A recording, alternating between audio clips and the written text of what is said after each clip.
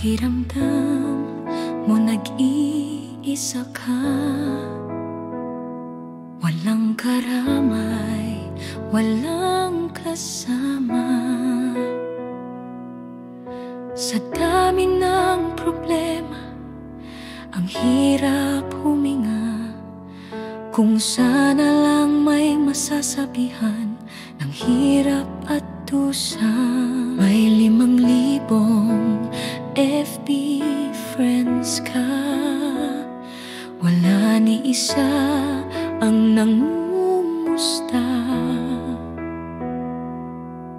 o magtanong kung okay ka pa ba,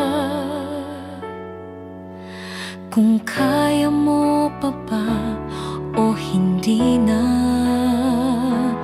Kung minsan ang hirap isipin kung anong tamang salita ang gagamitin upang ipaliwanag ang sigaw ng puso at damdamin. Ang sakit at bigat na puso ay kinikimkim, ngunit walang magawa kundi magtiis at manimdim.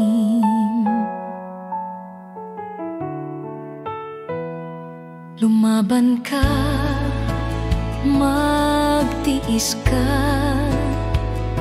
Lahat ng hirap at pasakit ay naihangganan. Dahil sa gitna ng unos, kung sa tingin mo'y wala ng pag-asa, lumuhod ka at magdasal ng taimtim. Hayaan mo ang luha na kusang dumaloy sa iyong mga mata. Sumigaw ka kung kinakailangan, hindi mo mamamalayan. Pakiramdam mo ay gagaan. Gagaan ang pakiramdam kung sa Panginoon ay tayo ay tatawag.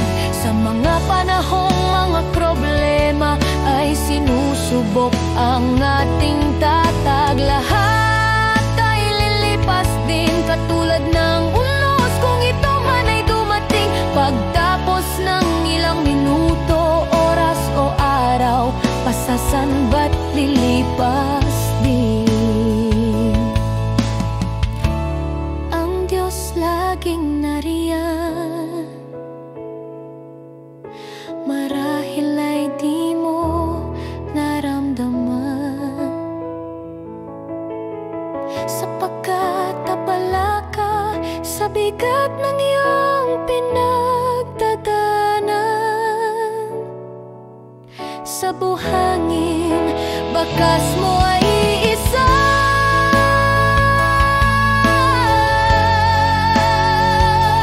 ngunit hindi mo lang Panginoon ay nariyan.